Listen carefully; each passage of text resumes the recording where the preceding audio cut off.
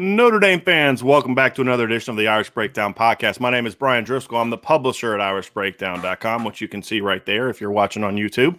That is where you can find all of our latest information, including all of our latest NFL draft and how it relates to Notre Dame information, which we've certainly had plenty of this week. Today's podcast is going to be about the NFL draft, which starts tonight. And it could be one of the busiest weekends for Notre Dame from a draft standpoint in a very long time. I've seen 11 different Notre Dame players. I believe, if my count is correct, at least 10 different Notre Dame players predicted to be picked. If 10 players go tonight, well, actually over the next 3 days, because round 1 is tonight, rounds 2 and 3 are tomorrow, and then the rest of the rounds 4 to 7 are on Saturday. If 10 players go, it would be the most Notre Dame players to get picked in the draft since 1994. So it's been very, very long time. And I could see that. I could even see Notre Dame going past that. And we'll get into that as we dive into the show. So here's how today's show is going to go. This is going to be interactive. I'm going to go through the different Notre Dame players, give my analysis of them kind of into the draft, heading into the draft, talk about where their placement has been in mock drafts and say where I think that player should go. If you have questions and you have comments that you want to share during the show, I will pull them up as we're talking about that specific player. So, for example, if you have a question about Tommy Tremble, I see one already about that. I'll pull that up when we get to the Tommy Tremble section. So please feel free to share your questions or comments or whatever the case may be about these players. If it's a general draft question, we have a good question about some sleepers, things like that. Ask those, and I'll get to those at the end. And then if there's enough people in the chat as we go live that you have questions afterwards, we can talk about the draft as a whole. We could talk about the top quarterbacks. I was on a radio show the other day talking about how I rank the top 5 quarterbacks in the draft, and it's a lot different than most people have them. So we can dive into that if it's something that interests you. But for the main part of the show, we're going to focus on it from a Notre Dame point of view. So let's begin with the player that most people view as a lock to be a first-round pick, and that is Jeremiah Wuzukoromoa. This is going to be a very interesting night for not just Jeremiah Wuzukoromoa, but I believe for the NFL as a whole, because to me, Jeremiah Wusu is the first of the true hybrid players. Now, I know Isaiah Simmons last year was considered that, and some people thought he could play safety, but he had a linebacker body. This is a little bit of a different situation because Jeremiah Wuzukoromoa is the first guy that is sort of a positionless second-level player. And how do teams view him? Look, NFL teams, practically speaking, do a lot of situational packages and sub-packages and different things like that. Anybody that watches the NFL knows you don't just line up in your base defense and stay in it the whole game anymore. But at the same time, coaches are also, and GMs can be unwilling to say, hey, we can't fit this guy into one specific position, so how high are we going to draft him? If Jeremiah Wusu goes as high as his production and his talent should dictate, then this could kind of be the beginning of teams looking for these type of positionless these second-level players that could potentially be third-level players in sort of the future as we look down the road. And then, of course, what does that do for Kyle Hamilton next year, that type of thing. So that's going to be the interesting thing with Jeremiah Wuzukoromoa. Most people project him to go in round 1. And as we kind of look at to where he was, and if you haven't looked at it yet, at irishbreakdown.com today, I put up a story that I looked over 40 mock drafts and looked at where people place those players for the most part. And we'll begin looking at Jeremiah Wuzukoromoa's right now. As you can see here, a pretty wide range. All but 2 of the drafts that I looked at had Jeremiah Wuzukoromoa going in round 1. I think he's a first-round pick. You look at this right here, and you see that there's one team more than any that stands out, and that's the Washington football team down here at 19. You see them. There's 14 analysts. There's one I added to the story. That's Ryan Roberts. Who had saw his mock draft late, so added into the story. So there's 14, there's 13 here, and then 14 down here with Lance Zierlein, who has him trading down to has the Washington trading down to 19 to take Jeremiah Wuzukoromoa. For a long time, the Raiders were the hot pick for Jeremiah Wuzukoromoa. That's kind of died down a little bit, but you still see a lot of people taking there's still 6 different people that project him to go to the next level, including a couple people here, and Jared Smola and Benjamin Albright, who were guys that graded out really high last year when it came to draft accuracy. So that was good to see. But honestly, from that 17 on down, I could see him going. I was a little surprised that there weren't more people that had Jeremiah Wuzukoromoa going 18 to the Dolphins. I think a lot of that could depend on what Miami does with their first pick. If they take a lineman with that first pick, then I could see them going with a skill player at 18. If they take a skill player with their first pick, then I could see them going defense with their second pick in the first round. So it's going to be interesting to see what they do.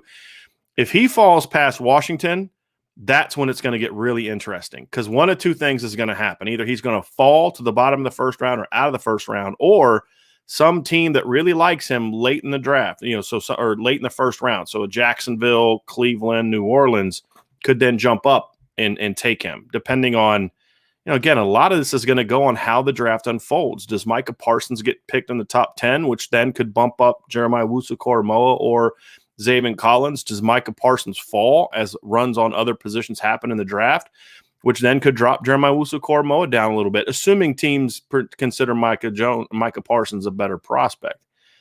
So let's talk about Jeremiah Wuzukoromoa a little bit. To begin, to me, when I look at Jeremiah Wuzukoromoa, I see a guy that doesn't really have the ideal NFL fit from a traditional standpoint because of what we talked about. He's not a guy that you look at and say, okay, he's going to be a Sam linebacker, he's going to be a Will linebacker, he's going to be a safety or whatever the case may be. And it's the same debate that we saw last year with Isaiah Simmons. And so that's why I say there's teams that are just going to be uncomfortable drafting a guy that doesn't have a set, Sam, Mike, Will, Rover, whatever position. And so, but when you look at him, to me, he is a second level player. He is a pure second level player. And I think when you break down his game, I think the first thing that stands out about Jeremiah Wuzukoromoa is elite athleticism. I don't think he has elite long speed. Like I doubt if he ran a 40, I doubt he would run the time that people think that he would. But his explosiveness, his short area quickness, his burst, his change of direction, his hips, all of that grades out as elite, in my opinion. His length is above average. It's not great, but there's definitely linebackers that are worse. It grades out as above average. But his ability to strike with power for a 221-pound guy is really impressive. You don't see guys with that type of size deliver that kind of punishment without having to really build up speed to get there. And so that's really what impresses me about Jeremiah Wuzukoromoa is, yes, he's 221 pounds. And yes, he is a guy that, that lacks sort of the length or height or ideal size or lower body build. He's a guy that's a little bit, a little bit of a tweener when it comes to the size, but, because he's not huge and he's not a real, real long guy, but he strikes with a lot of power. And that's something I look for. Now, the thing that's kind of a drawback is he's not great when it comes to block destruction from a technique standpoint. So there may be some teams that are a little hesitant to put him in the box, not just because of his size, but because he does need to improve his block destruction technique. But I think that's something that can be worked on. He's good at it at times. He just needs to be more consistent with it. And I think that's the thing that for me, when I look at Jeremiah Wuzukoromoa, really stands out is that part of his game is something that I like, that to me makes me think maybe he's a guy that could play inside the box. I don't think he's a guy, and to me, this is going to determine just how high he goes. I don't think he's a guy that is dead set that he has to be out of the box. I don't think he's a guy that has to be in the slot all the time. I used to think that. I really did. But when we saw him against Boston College, was it 2019, and they played him inside, and I was surprised by that. And at the time, watching the game live, I was like, oh, I don't like this. But he handled himself very well. Now, I'm not saying he's a guy that you're going to put in the box and sit him there all the time. That would be a mistake, in my opinion. But he is someone that I believe could play in the box, which gives him even more flexibility and more versatility when you talk about his projection to the next level. So I do think that Jeremiah Wuzukoromoa is a guy that could play inside more than maybe some people think. And I think if that's the case, he's going to jump up in the draft. But one of the things that really stands out about him as a prospect is he's an excellent coverage. And it's because of the foot quickness that we talked about, the change of direction, the ability to flip his hips and run. He does have a very good acceleration and recovery speed. He's a guy that when I look at Jeremiah Wuzukoromoa, I see instincts in coverage. I see a guy that when he trusts the technique and he doesn't freelance too much, which is one of my criticisms of him, he's very instinctive in coverage. He gets his hands on a lot of passes. He's a playmaker. You know, he's a guy that when you look at him, you say, boy, this is a guy that, you know, when he gets a chance to go make a big play, he's going to make it. And it's not even just being at the right place at the right time. He just has an instinct, a knack, in my opinion, of making those kind of plays. You know, you think of the Clemson game, and it just, I mean, actually, you know what? Let's pull those two plays up against Clemson. We're going to pull those up, and I'm going to show those right now, just to back up my point of what I'm talking about here. So when you look at this play, for example, this is against Clemson. This is the tackle for loss. This play right here to me shows a couple really impressive things. Number one, you see tremendous instincts, right, to read this play. But then it is not easy for a linebacker to be heading, look, if you look at it, he's heading inside, and they pitch the ball to Travis Etienne, who many people think is going to be a first-round pick, getting outside, and he's able to redirect, get to him, and then to take the ball away. That is a big-time play. I mean, that was a game-changing play. Notre Dame had gone up on Clemson. I believe Clemson, it was 13-10. Clemson has the ball here. They have a chance to go make a play here and take a lead, and who knows what would have happened there. So then he does that, and then it's next thing you know, it's 20-10. Clemson gets the ball back. This is the third down of the very next series. You'll see Jeremiah Wuzukoromoa. He's now down to the bottom of the screen. He's over the top of the number 2 receiver. This is Amari Rogers, who also is going to get drafted this weekend. And initially, Amari Rogers beats him, right? Because you see his technique right here wasn't great from Jeremiah. He kind of gets caught here with his feet not in the right place. He ends up trailing. He gives up more ground than he'd like to. But just the instinct to then come back, find the ball, get his hands on the ball, knock it out, and then Nick Mccloud recovers it. And then Notre Dame 4 plays later kicks a field goal to go up 23-10. That sequence right there completely changed that football game. You go back to the Iowa State game and look at what he did to completely turn that game around at the end of the 2019 season. He had multiple plays like that where he was able to come from behind and knock balls out at a way that you have to be impressed by that. And because it happened all the time, it's something where it's not just he happened to be at the right place at the right time. He just has a knack for making those kind of plays. And so I view Jeremiah Wuzukoromoa as a pure first-round pick. Now, could he slide out of the first round? Anything's possible. I mean, Cole Kmet was getting a lot of first-round love late last year, and he fell over 10 spots into the second round. So, I mean, anything could happen. But I'd be surprised if he doesn't get picked somewhere in the first round. What's going to be interesting is there a team in the 20s that kind of falls in love with him and is willing to move up to get him? That's what I'm curious about. Or is it a thing where teams like him, but it's more of a situation of he happens to be, the top guy on the board when we draft at that time, as opposed to a guy that you move up for. So that's what I'm interested in seeing from Jeremiah Wuzukoromoa. All right, so up next, and this is where you start getting into some parts of the draft where this is the part of the draft where after Jeremiah Wuzukoromoa, I'm curious to see kind of how the rest of the draft falls, because there's some ranges here for these next couple guys. Now, Liam Eichenberg is considered for the most part, I think I've only seen one draft, and that was someone's previous draft. It wasn't even their final draft, where somebody actually had Aaron Banks going ahead of Liam Eichenberg. That's not something I see very often. Actually, let me find. There was a pick, so 56. So that was, Ryan Wilson. Yeah, there was one pick where they had Aaron Banks going, one mock that Aaron Banks going one spot after Liam Eichenberg. So, and then earlier drafts, I saw one where Liam Eichenberg went behind Aaron Banks. But for the most part, the vast, vast, vast majority of drafts have Liam Eichenberg going higher than anyone else for Notre Dame. So if you look here, this is Liam Eichenberg. This is the compilation of all those mock drafts. Now, keep in mind, most of the draft, the mock drafts are only one round. So you're only going to see, you're not going to see Liam Eichenberg on as many drafts as Jeremiah Wuzukoromoa because he's not in the first round in all those drafts. But as you can see here, he is in the first round in a number of drafts. And here's the other thing about Liam Eichenberg, and this could be a good thing for him, is he's getting a lot of buzz heading into the draft and getting buzz from guys that, in my opinion, are connected guys. So I want you to look right here at number 31 to the Baltimore Ravens from Daniel Jeremiah of the NFL Network. That was his mock draft that he released yesterday. Here's why that mock draft matters to me maybe a little bit more than others.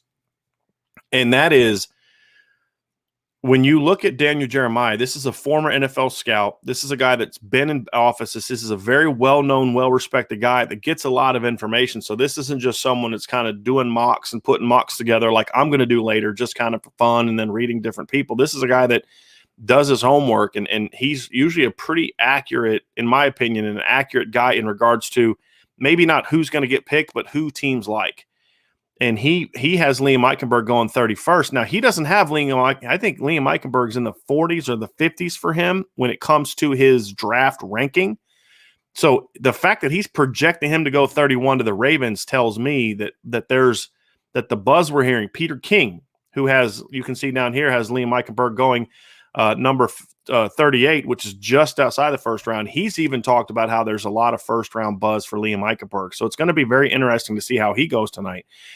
And then, of course, the Indianapolis Colts are the top team that's projected for Liam Eichenberg. If you see there's obviously the three people that have him taking number one, or with the Colts pick in the first round, their spot where they are projected to pick, which is the 21st spot. And then two others have the Colts trading down with the Packers to that 29 spot, and including Chad Reuter of the NFL Network and NFL.com, and have him going still late in the first round. And then, of course, there's that second round pick from Dane Brugler of him going to the Indianapolis Colts. And you can see here also that the Jacksonville Jaguars are a popular spot for Liam Eichenberg.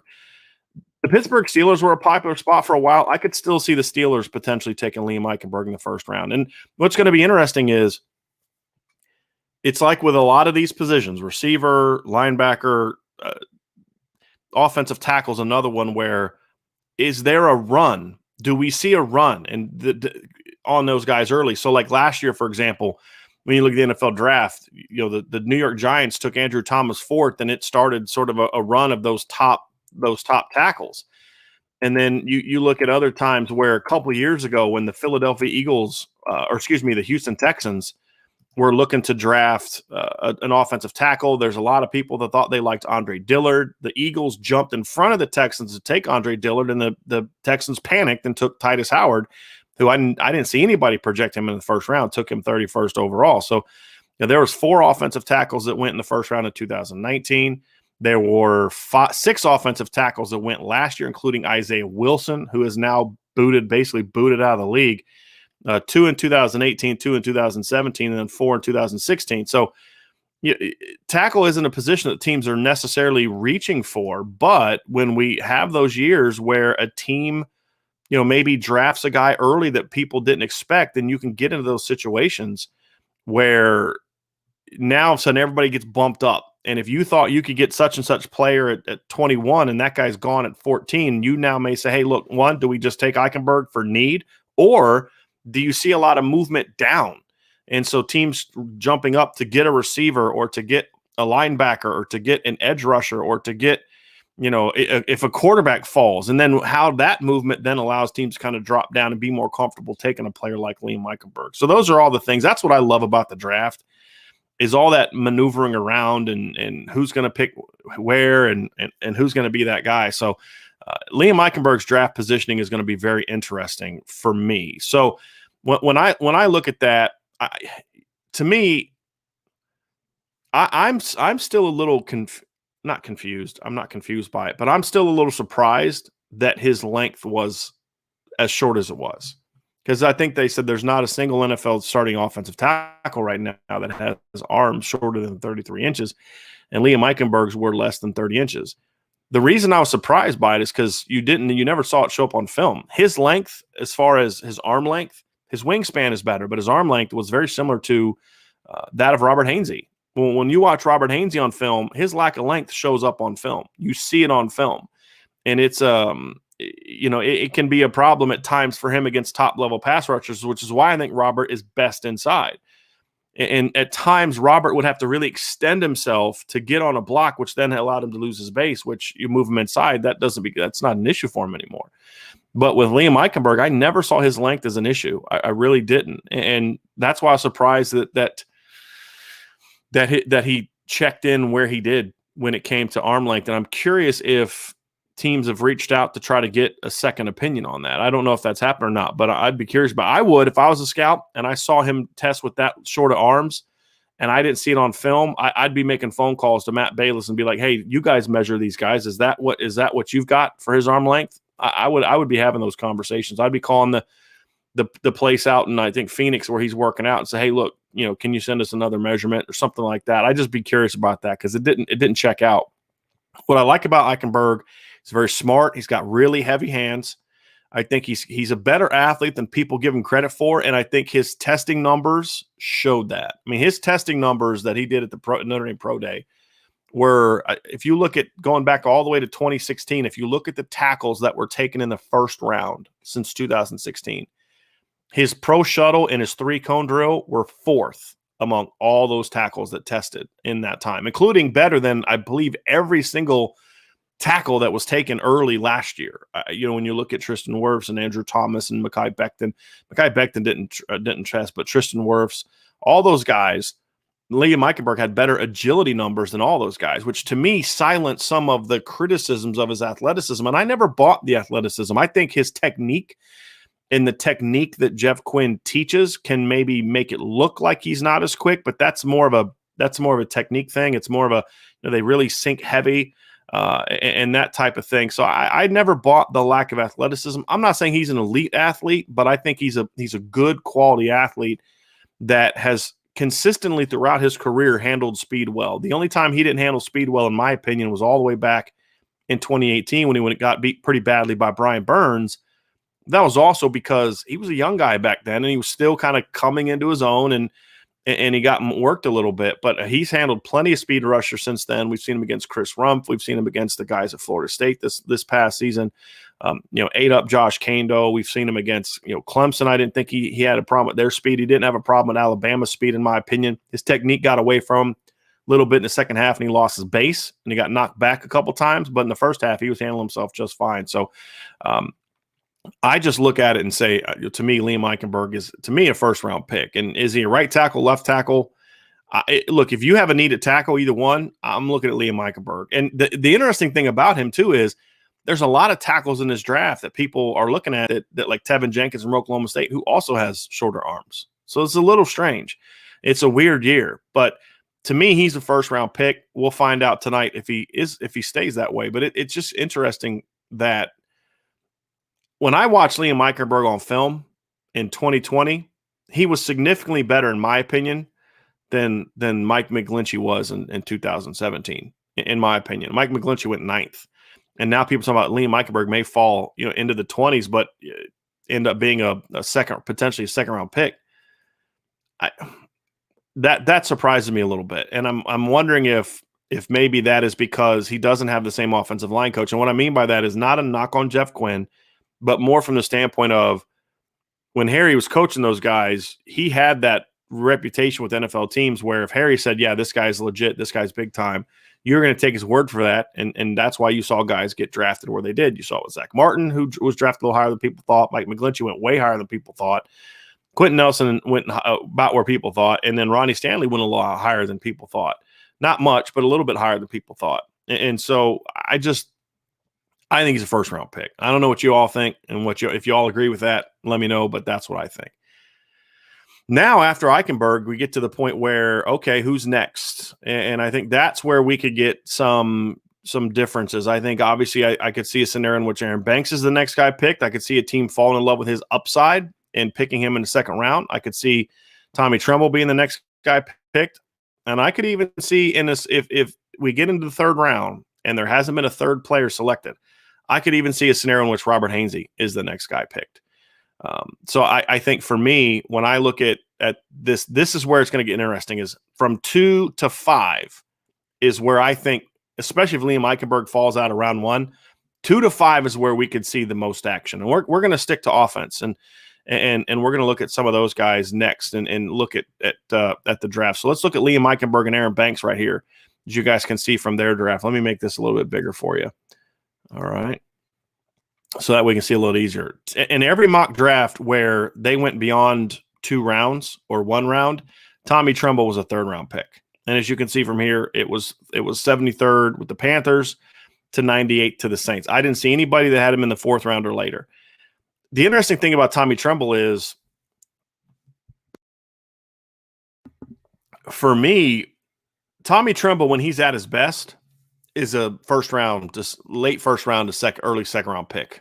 When you look at his combination of, he's an elite blocker, by far the best blocker in the draft. He's very athletic, which we saw at the pro day. And if you paid attention, you saw it on film too. He's got very good athletic tools overall, body control, those type of things. And he's all that checks out as a late first round pick, in my opinion. Then you look at things like consistency in the pass game. He needs a lot of work as a route runner. He wasn't a very sharp route runner. Didn't always show the best instincts as a route runner.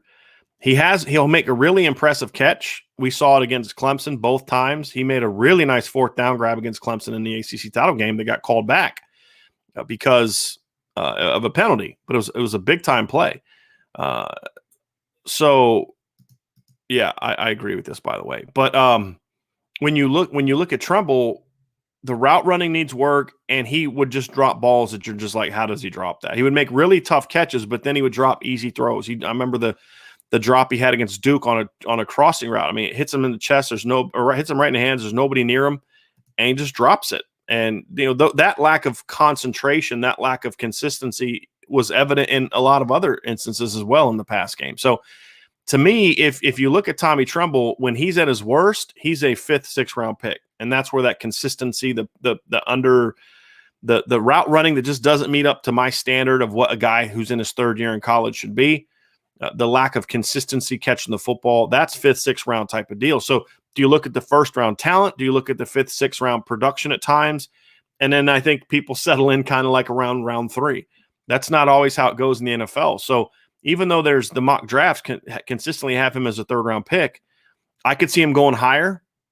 Look, there's guys like Pat Freiermuth from Penn State. I saw somebody that actually had Pat Freiermuth in the 1st round. I saw a couple mock drafts that had him in the 1st round. That would surprise me quite a bit. And if your team picks Pat Freiermuth in the 1st round, that's problematic for him. But for your team, in my opinion. But Tremble, to me, Tremble and Brevin Jordan for me are the next 2 guys on my board after Kyle Pitts at tight end, because as I've said before, I'm an upside guy. Pat Freiermuth's probably the most ready to play as far as an all-around player, but upside-wise, Brevin Jordan and Tommy Tremble being number 2 as far as an upside standpoint has it. But, it's a risk because you're projecting that he will get better in the pass game. Now, the thing I think that helps him is because of the way that Notre Dame used him in the run game. You may have teams like the 49ers and the Broncos, teams that still use a fullback from time to time, may look at him and say, hey, we can use him there too. And I think that's something that boosts his stock, where you're not doing that with Pat Freiermuth. You're not doing that with Brevin Jordan. You're not really going to do that with Hunter Long. I think those are the things that could help Tommy Tremble stay in that 3rd round area. I wouldn't be completely shocked if he fell a round or 2, just depending on how the draft goes. But I think this 3rd round sweet spot is really where I'd be comfortable taking Tommy Tremble. If you had a big need and you're there in the 2nd round, I could see a team maybe going there. And so here's a question about this. And so I've seen people talk about Cleveland as being an option for him. I don't know if I see that one as well. And I'm pulling up their depth chart now because I believe that the Browns signed they have Austin Hooper and Harrison Bryant, who they drafted recently. And they also have David Njoku. So I don't know if that's necessarily a big need for the Browns, at least in my opinion. I don't think it necessarily is. I mean, they traded for Austin Hooper last year. He wasn't great, but I didn't get that trade to begin with. But they drafted Harrison Bryant last year. I think he's a pretty good player. I think I would want to see how he can pan out. And then you have David Njoku. So I don't know if, look, the Browns may like him and say, hey, look, we can use him because they've got really good backs, and maybe say we can use him as a fullback at times, but you're not going to do that in the second round. And I think that the round where you're going to be comfortable drafting him, if you're the Browns, is probably going to be a situation where he's going to be a lot later than he's just not going to be around at that point in time. So I don't see them taking him in the second, third round, unless it's a situation, and Maddie, you'd probably know this better than me, because I don't follow the Browns on a day-to-day basis, is, maybe they're not happy with Austin Hooper. Maybe they want to get out of that contract, and maybe they don't like Njoku's future. I mean, who knows? I think he's a talented guy too, but like Tremble, he was pretty raw coming out. So it's curious to see kind of how all that plays out. But Tremble to me is a guy that I could see being a second, third round pick is where I think the sweet spot would be for him. But depending on how the draft goes, he could fall a little bit. But if I had to predict, I'd predict him to be in that second, third, that mainly that third round area. Maybe somebody sneaks up and takes him in the second round. And this is an interesting one. So the Titans are an interesting team when it comes to Tommy Tremble. If you look at that at the list that I show, there's two different people that have him going in the top 10, including this Shane Hallam guy from Fake Pigskin. So where I got a lot of these mock drafts from, just so that you know, is I looked at I found there's these lists that kind of show who were the top mock drafters last year from an accuracy standpoint. And so I tried to, the guys that finished in the top 10, I tried to look at their mock drafts and use their mock drafts at times to really look at that. And so, you look at Tennessee, and that's a team that's an interesting pick because, they lost their tight end from last year, I believe, right? So that's an interesting team where, Jonnu Smith is not there anymore. And, is Anthony Ferkser a guy that you're really looking at saying, that's a great future tight end? So, I mean, there's a need. And then you talk about, to your point, Tommy, he's a great blocker, and your best player is a big running back. So I could see a scenario in which you look at Tommy Tremble and you say he can do some of the things that Jonnu Smith did in the pass game, at least from an athleticism standpoint. But there's also some things we can do with him as a fullback and an edge blocker and a wing and those types of things where it really helps our running game. So that's a team that I would be interested to see looking at him in this draft. And I think would be a good fit for Tommy Tremble. Let's talk about Aaron Banks next. This is where you start to see a little bit of range from some of these guys. Banks is, second round.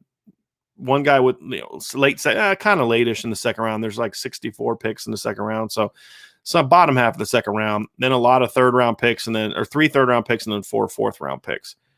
To me, this is just going to be determined by when you look at Aaron Banks. You see a big kid, played very well at the sprint in the Senior Bowl. A lot of experience. Was a consensus All-American this past year, like Liam Eichenberg. He was a guy that is an athletic player for his size. He's athletic in a short area. He's athletic from gets off the ball quickly, works vertically on down blocks, drive blocks, things like that. Not great at pulling and counters and things like that. Physical kid, strong hands. The problem with Aaron Banks is he's wildly inconsistent. And you're going to have games where you could watch Aaron Banks on film and be like, this guy's a first-round draft pick. I mean, there are games where you're like, wow, he's their best offensive lineman today. He's also a guy that moved out to tackle last year and showed himself to be comfortable there. Notre Dame had tried to convince him to come back and play tackle this year. That was their enticement to try to get him to come back to Notre Dame. He started his career as a tackle. So there is some short area quickness and athleticism to work with. That size, he's got length, he's got punch. He's got experience. When he's on his game, he's a first round, at worst, second round pick. The problem is when he's not on his game, he's a 6th round pick. And there's a lot of 6th round pick film available of Aaron Banks. Not as much in 2020, but even then, still some. And then you go and you watch the Senior Bowl and you see exactly what I'm talking about. During the game, he was really good. But then, and there were snaps and one-on-ones where he just ate up the guy he was going against. But then there was other snaps where the guy would come off the ball and he'd get his arms out really wide and his arms would kind of go around the guy. And you're like, how does a guy with 30-plus starts shoot his hands that wide as consistently as he does? He'll hit a guy and stop his feet. Just the consistency of effort and the consistency of execution with Aaron Banks is not always there. And that's why if you look at Aaron Banks from just take the draft, like take any other personal situations out and just look at what's best for his draft stock, it would have been better for him to come back, assuming he felt he was going to get coached up at a way that would take his game to the next level. There are some other reasons that Aaron Banks is going pro that aren't just about this is the highest my draft stock's ever going to be. And when you know that, you understand why he came out. And I have no problem with him coming out. But there's a lot of work for his game. So what it comes down to is, do you have an offensive line coach that's going to look at this kid and stand on the table and pound the table and say, give me this kid. I can work with this kid. I can coach this kid. He's got the talent that I look for. He fits our scheme.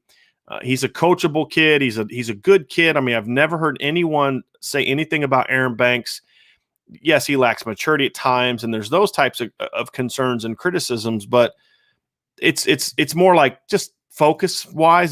He's not getting in trouble. He's not out breaking the law like other kids. It's nothing like that. It's just he's just a kid that just needs some guidance and needs he needs a foot up his behind from time to time. And so that's why I felt of all the players that, if you look at if Harry Hiestand would have stayed, the player that would have benefited the most from Harry Hiestand staying, had he not left for the NFL, would have been Aaron Banks, because he would have put his foot up his behind and got the most out of him, because I think his upside is probably the highest of all the Notre Dame offensive linemen. As far as when he's at his best, he's as good, if not better, than Liam Eichenberg. It's just Liam Eichenberg's at his best all the time. Whereas Aaron Banks, you just don't know what you're going to get. So if you have that offensive line coach that's willing to pound the table and say, hey, this is our guy, we got to take him, then I could see him going second or third round. But if you're saying, hey, we need a plug-and-play guy, I don't know how comfortable you're going to be with that, and how many teams want to take an upside guy that needs work in a premium spot, which is that round 2 and 3. And then when you consider the fact that he's mostly a guard, he's projects as a guard, I think that lowers his draft value a little bit more as well. So I could see him sliding a little bit. But I'm hoping that there's a couple offensive line coaches that really fall in love with him and can, to the point where they're willing to stand on the table in the late second, early third round and take Aaron. And like, for example, look, the Broncos have 2 good guards. I'm a Broncos fan, for example. They have Dalton Risner, who they drafted a couple years ago. Love him. Graham Glasgow, who they signed as a free agent last year. They drafted Lloyd Cushenberry last year. He didn't play that great, but let's just say the Broncos didn't like Cushenberry and they were ready to move on from him after a year, which, I would hope that they would. And they say, look, we're going to move Graham Glasgow to center where he's played before, and we're going to draft Aaron Banks in the 3rd round. I'd be fine with that. I could definitely live with that. I think that's the kind of upside that he has. And the reason I use the Broncos as an example is I think Mike Munchak is the kind of offensive line coach that could get the most out of Aaron Banks. That's going to be the key for him. So that's an interesting draft spot. He could be a guy that goes tomorrow night in round 2 or 3, and he's a guy that could fall a little bit, and that's going to be interesting. Let's stick with the rest of the offensive line. You have Robert Haynes here. He's gone from rounds 3 to 5, round 4 being the most popular. I've talked to some people who've said that there are teams that look at him as a 3rd round pick. Now, the question about whether or not they take him in the 3rd round is going to be determined by where their needs are and who's left on the board. But I've had teams, I've talked to people that have said that there are teams that view him as a 3rd round pick. Got my tea mug today. My mom actually got me this one. My wife made my tea today, and she got all sentimental. I wanted like a cool mug. My wife got me a sentimental mug that my mother got for me. So I've seen Pittsburgh. I've seen Philadelphia. I've seen Cleveland. As far as teams that I've talked, not that I've talked to, but people I've talked to have said these are teams that potentially could look for him and have a need for him. You see a wide range of teams. The only double up I saw was the Jets. 2 different people had him going to the Jets. I think that'd be a good place for him too. Look, you draft a good. What's going to be interesting is the teams that draft quarterbacks in the 1st round, especially teams that aren't traditionally good. The Jets being one, the Jaguars being another. you say, okay, well, you drafted this big-time quarterback. Do you want to draft an offensive line? You have to draft offensive linemen to protect them. I can see those teams looking at Robert Haynes in round 3 or 4 because, number one, Robert Haynes could start at 3 different positions day one, both guards and center. The other thing about Robert Haynes is he's a guy that could get you out of a game at tackle. He could go play tackle if something happens and guys get hurt, and he's going to get you out of that game. I don't know if he's a tackle on a game-to-game basis because of the length that we talked about, and he doesn't have the thickest lower body. So I think the lack of length with not having that big girth like a Rashawn Slater has, I think is why he needs to move inside. And he looked great inside at the Senior Bowl. So I see if you need a center, you're going to look at Robert Haynes. If you need a guard, you're going to look at Robert Haynes. And maybe there's teams that look at the kid from Wisconsin Whitewater and say, he did this workouts out in the woods and all this other stuff. But I'm sorry, I'm taking Robert Haynes over that kid any day of the week. I think the only pure center that I've seen that I would consider taking over him would be Creed Humphrey from Oklahoma. But even then, I think a case could be made that Robert Haynes is one of the 3 or 4 best pure interior players, as far as pure interior, meaning how he projects in this draft. And I think he's going to go a lot higher. I think he was overlooked his entire Notre Dame career. He's a lot like Zach Martin in that regards. His length, his measurements, his measurables, all were very similar to Zach Martin's. His testing numbers were all similar to Zach Martin's. He put up 32 reps on the bench. Liam Eichenberg did 33. Those are 2 of the best numbers that offensive linemen put out. So he's got that punch. He's got those heavy hands, and I think inside you'll see that a lot more because he had to focus on his technique more outside because he knew he lacked length, and so he couldn't be as heavy with his hands outside because he had to worry about being in space and angles. I think when you put him inside, he's going to be a better mover in the run game because he does have those heavy hands and he's got a very powerful upper body. And then with his ability to play with leverage and his ability to fire off the ball with quickness, I think are going to make him a very good run blocker. And, of course, he's going to project out very well as a pass blocker interior as well. So I think Robert Haynes is a guy that, to me, is going to be a surprise when it comes to where he gets picked. I really, if I had to do like a full round mock draft and you had to hold me to it and say, where do you think Robert Haynes is going to go? I'd say, don't be shocked if he goes in round 3. I really believe that. And I especially think if we see an early run on lineman, it's going to bump him up. Because again, to me, of him and Eichenberg, to me, are the 2 most plug and play guys that Notre Dame has in this offensive draft class. You look at Haynes and Eichenberg are there, and then to compare them like Tremble and Banks. Those are guys that are going to need work, need just the consistency's not there. These 2 guys, Haynes and Eichenberg, are very, very steady, consistent players. Maybe they're not, 10-time Pro Bowlers or whatever the case may be, but if you're talking about I need a guy that can come in, start from day one, it's going to be dependable, is going to show up every day, going to battle, and can be versatile, I think both of those guys bring that to the table, much more so than some of the other offensive linemen in this draft. We stay on offense here. We'll go down to Ian Book. And Tommy Kramer. I've seen Tommy Kramer. It's interesting to see a lot of people putting, not a lot, but there weren't a whole lot of 7-round mock drafts. So to be in 4 of the 7-round mock drafts means he was in over about half of them that I found, which is, it's pretty good and a little surprising, to be honest with you. I love Tommy Kramer. I think Tommy Kramer is an awesome kid. I just think there's 2 big concerns with him when it comes to being drafted. Number 1 is very checkered injury history. And number 2, consistency. He was just never consistently a good player. And when I look at like Sam Mustipher, for example, Sam Mustipher didn't get drafted. Sam Mustipher was a better player in college than Tommy Kramer was. And he was every bit as experienced, and he went undrafted. I know Alex Bars had a major injury, but Alex Bars still went undrafted with his one injury, whereas Tommy Kramer hasn't had that one massive injury, but he's just had a lot of consistent little injuries that have just really sapped him of some mobility and sapped him of some of the power that he had early in his career. So I was a little surprised to see that many people, but I hope that they're right. I'd love to see Tommy get drafted. I think he's an excellent kid, and he's battled. Look, yeah, I'll save some of that for after the draft. I'll have some stories about Tommy Kramer after the draft, but I really hope I hope that these guys right here that have him going number 4, these 4 guys that have him going in the mock drafts, I hope that they're right. I'd love to see Tommy get picked. And then Ian Book's an interesting one.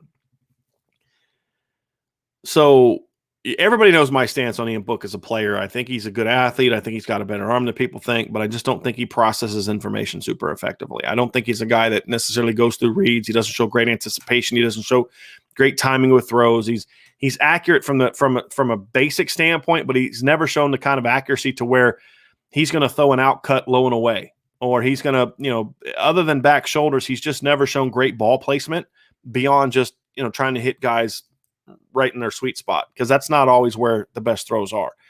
But he's also a leader. He's experienced. He's played in a lot of big games. He's shown great poise in fourth quarter situations. I mean, not just Clemson this year, but you go back to his first year as a starter. You look at the Pitt game. He was terrible for the first 2.5 quarters against Pitt. And a lot of quarterbacks would kind of go in the hole, mentally go in a hole when they play that poorly. I mean, he threw 2 red zone interceptions in that Pitt game, and Notre Dame's losing in the fourth quarter, and then he completes it was absurd. Something like 12 of his final 13 passes or 9 of his final 10 passes, something like that. Bangs a post route to win the game. You look at 2019, same thing, Virginia Tech, 2 red zone interceptions. Terrible performance for the first 3.5 quarters. But then when the game is on the line in the fourth quarter, he's calm, he's poised, he's getting the ball where it needs to go, he's hitting 4th down completions, he's finding open receivers, and then of course he runs it in for the game-winning touchdown. We saw it against Clemson this year, and we've really seen that his whole career, where he would kind of get panicked when he'd get pressure in normal situations, and the game would just speed up too much for him.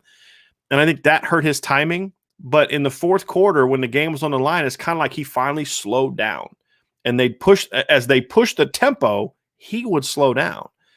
And he played really well. So I think there's teams are going to like that. They're going to look at that and say, for a backup quarterback, I want a guy that's been in a lot of big moments. I want a guy that showed poise in those big moments. And I want a guy that can kind of come in a pinch off the bench and rally a team. And look, he's got that on his film. Go back to the LSU game in 2017 when he came off the bench against a really good defense and led Notre Dame to a comeback victory. So to me, there's a lot to like about Ian Book.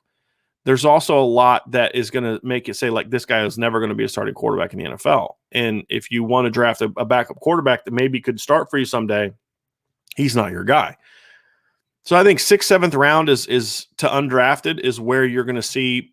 And if you look up here with some of these 7-round mock drafts, like with Haynes, and then you look at Banks, there's obviously a lot of drafts that, not a lot, but there's several drafts that have Ian Book going undrafted. I think that's his range from a talent standpoint. So maybe 6 or 7 to undrafted is where he is. Having said that, the NFL has lost their minds when it comes to drafting quarterbacks. Absolutely have lost their minds. And we're seeing so many quarterbacks get taken now in the top 10 that have no business being top 10 quarterbacks because teams are just overvaluing quarterbacks. There's not a lot of depth at quarterback anymore as far as elite top level players. The fact that Mac Jones could go 3rd tonight says everything you need to know about how the NFL has lost their minds. The fact that Zach Wilson's going to be the number 2 overall pick tells you the NFL has lost their minds. I was on Sports Beat the other night, the local radio station. I co-hosted that the other night. And as we were talking about the draft, I did some research. From 2010 to 2018, if you look at those drafts, there were 17 quarterbacks. Now, this is the beginning of the Brian Kelly year. So these are guys that are not like too old. I mean, this is Cam Newton and beyond. And 2011, excuse me. And there were 17 quarterbacks taken in the top 10. Of those 17, 3 are still with the team that drafted them. Those 3 were from the 2 most recent drafts in that stretch, and that is Baker Mayfield. Baker Mayfield. It was Josh Allen, and then one other quarterback. I can't remember who it was. There's one other quarterback, I think, the year that Baker Mayfield was picked, that is still with his team. I'm going to look that up now. But it's just one of those things where they're missing constantly. And Jared Goff was the number 1 pick of quarterback in 2016. The number 1 pick in the draft. And he led his team to a Super Bowl, and he still is not with that team. They still got rid of him. When you look at top 10 quarterbacks. So it's Pat Mahomes. So if you look, and it ends at 2018. So, like, I don't count Kyler Murray and Daniel Jones and Tua because they've only been in the league for 2 years. But If you look at it's Baker Mayfield and Josh Allen from 2018. So there are four quarterbacks taken in the top 10 in 2018. That was those guys only played 3 years in the NFL, right? 4 taken in the top 10. Baker Mayfield and Josh Allen are still with their team. Sam Darnold has been traded, and Josh Rosen is basically out of the NFL already. 2017, Mitch Trubisky goes ahead of Patrick Mahomes. Deshaun Watson doesn't even get drafted in the top 10. If Deshaun Watson came out right now, he'd be the number 2 pick. But this is, again, it was still in losing their mind mode. They drafted Mitch Trubisky number 2, and he's obviously not on that team anymore. So Pat Mahomes, Baker Mayfield, and Josh Allen are the 3 that are still with the teams that drafted them. That is poor drafting. And I think when you look at how teams are looking at it now, if there's a run in the top 10 on quarterbacks and all 5 of those guys go in the top 10, which is certainly possible. I saw somebody, I'm trying to remember who it was. Somebody had Davis Mills being drafted in the first round with a 32nd pick. I almost lost it. And look, Davis Mills, talent-wise, has starting talent in the NFL. This guy's never played a full season in college football. I think he started like 11 games his entire career because of injury. And his numbers, I think he's got like 18 career touchdowns, something like that. And people talking about him being a first-round pick. 10 years ago, that guy's not sniffing the first round. But now it's 15, 20 years ago, Mac Jones is a second, third-round pick. But the NFL's just lost their minds when it comes to evaluating and drafting quarterbacks. And so what could happen is if you see that run in the top 10, and now I'm reading, not hearing, like I'm not talking to sources. I'm reading all these draft analysts, and they're talking about how now Kyle Trask and Davis Mills and Kellen Mond could be second-round picks. First of all, I'm not taking Kellen Mond over Ian Book. Not even going to think twice about it. I'm sorry, Kellen Mond is the most overrated quarterback in this draft, in my opinion. But I'd take Ian Book over him. But Kyle Trask, I get as far as being ahead of Ian Book. I get Davis Mills being ahead of Ian Book. But if those guys get overdrafted and they go second, third round, I think that could boost Ian Book up. Would it shock me if Ian Book ends up going in the 4th round because there's this huge early run on quarterbacks? It wouldn't shock me. I think it would be unwise, but it wouldn't shock me. So that could help. So if you're an Ian Book fan and you're hoping he gets drafted tonight, this weekend, then you better hope that in round 2 and 3 that Kyle Trask, Kellen Mond, and Davis Mills all get picked, because the NFL draft went to 7 rounds. It used to be 9, and it was 12, and it was a whole lot more than that. In 1994 is when they went to 7 rounds. Since that time, there have only been 3 years. This is a span of 28 drafts. There's only been 3 years where they took 9 or fewer quarterbacks, and only 2 years they took less than 9. Most people have Ian Book as the 9th quarterback in the draft. Some have him 8th, some have him 10th, but most have him around that 9 spot. So based on history, if he is in fact the 9th quarterback taken, then he could see himself get picked late. So you better hope that run, because what could also happen, the flip side is teams say, yeah, we're not reaching for a quarterback in rounds 2 and 3. So then Mills falls, you see Trask fall, you see Kellen Mond fall. That could end up pushing Ian Book out, assuming most people think Kellen Mond's better than Ian Book, which I do not. But that could be. And then, as Thomas Walsh asks, do you think it will be an advantage for Book to not be drafted? It depends. So, Thomas, for me, it depends on who drafts him. And what I mean by that is a lot of times in the 6th or 7th round, teams will draft a guy that maybe say, hey, look, we like this guy. We want to give him a shot to be kind of a camp arm to come in and maybe he battles for the number 3 spot. And if we don't like him, it's a 7th round pick. Who cares?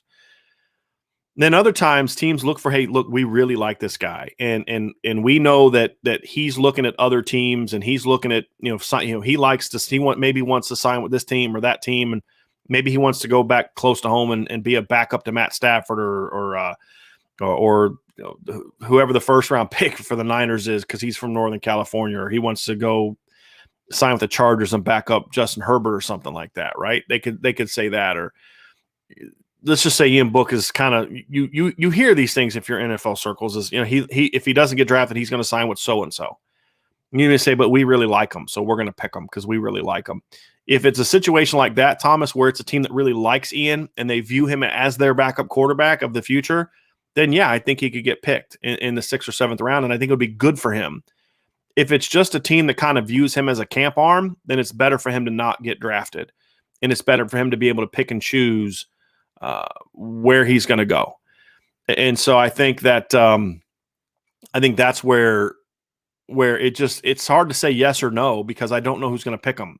I've always felt, especially for a quarterback, it's better to be undrafted than it is to go in round 7. And it's really even 6 and 7, because like you're referring to here, the reason you asked that question is because then he can pick the team he goes for, and his agent will have a good read of which teams are the most, who's called Brian Kelly the most, who's done the most research on him, who's done the most, talking to his agent and talking to the family, doing those type of things where they really like him and see him in that regards. So that's kind of where I see. Now let's get back to the defense here as we start to wrap this up. There's 2 defensive ends that for Notre Dame that have it, that as you look here in this mock draft, these guys are really within a very narrow range. Now, I've seen a couple mock drafts that didn't have Adi Ogundeji in them. I think those are probably just people who didn't watch him play. I'd be shocked if he's not going in the 4th round. There's been some people talking about how there was mock drafts very early in the process after the Senior Bowl that had him going in round 2. I don't think his pro day helped him a ton. I don't think it hurt him, but I don't think it helped him. I don't think there was that big jump where he ran an okay 40 time. He had good movement numbers, but not great movement numbers. So there's been nothing from him this offseason that should say, hey, boy, he's got to really, really skyrocket up, and he's going to be a guy that people look at and say, hey, we got to really take this guy. And there's a lot of edge players in this draft. So I think that's a situation with him where I just don't think the pro day helped him really jump his stock. I'm looking at his pro day numbers now. For example, he ran a let me see his 40 time here. He ran a 4.71, which is good. It's good for a 269-pound guy. It's not bad at all. It's pretty good. His length is amazing. His wingspan is elite. His bench press was 22. 22 reps for a guy with 35.5-inch arms is really, really good. But his agility numbers weren't great. He ran a 4.65 in the shuttle. He ran a 7.19 in the 3-cone, which is better. But then you see other things like the vertical, which is 36.5, and a 10-foot broad jump, which are good numbers. So, like I said, it wasn't a bad situation. It just, there was nothing great that just boosted him like we saw from Chase Claypool or Miles Boykin. So I think that 4th, 5th round range is probably his sweet spot based on the things that I read. You start to see people settle in on that.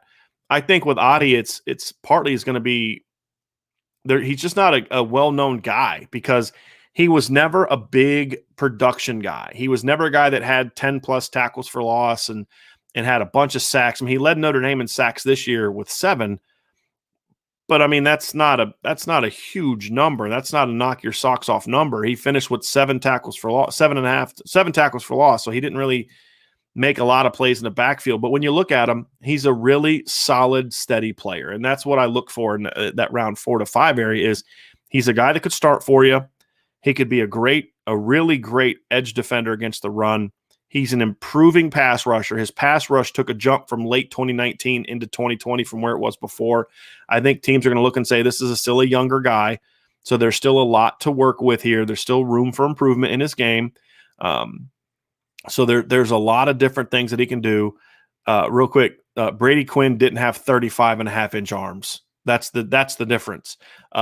So yeah, that 22 is impressive for a guy that's got 35.5-inch arms. If you go look at the majority of the guys that put up 30+ reps in the bench, they're usually shorter armed guy because it's less place to go. It's common physics is really what I like to say. So it makes me sound smarter. But back to Ogundeji, I think he's a guy that teams are going to look at and say, this is a solid, steady player that brings value as a pass rusher and a run defender, some level of value. If you see him as I see him as a guy that has more pass rushing potential, then you're going to value him higher as opposed to someone who just looks at him as a run defender. Just being tagged as a run defender in today's NFL is going to hurt you because there's just not a lot of teams that value running the ball the way that they used to.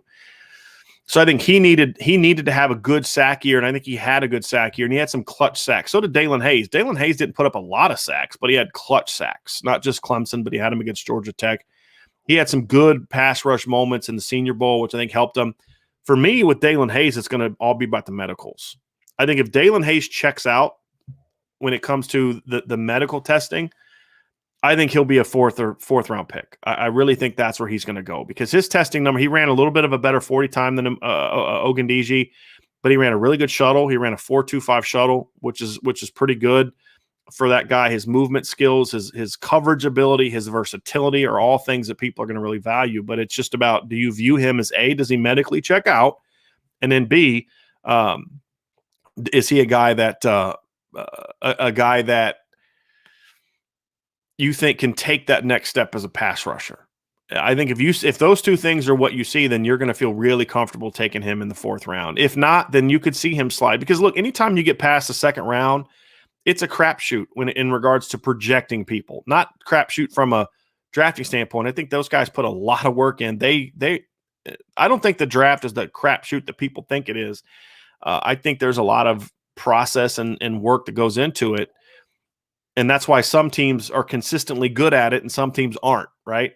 But what I do think is a crapshoot is predicting it, what's going to happen, because we don't really know how teams view things. We don't know what kind of runs are going to happen. Is there an early run on edge players that bumps guys up? Did the edge players fall? Which bumps guys down? All those types of things happen.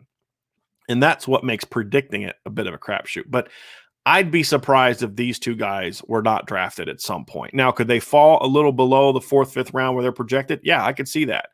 But I do think they'll both get drafted.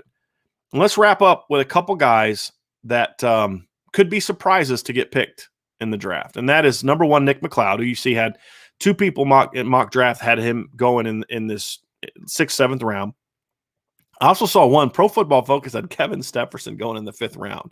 That just tells me that team just does not give a rip about character at all. But anyway, Nick Mccloud's a guy that I think will check out well from a character standpoint. You know, he had good film. He was a good football player at NC State. He was a good football player at Notre Dame. He wasn't a great player. He was a good, solid football player.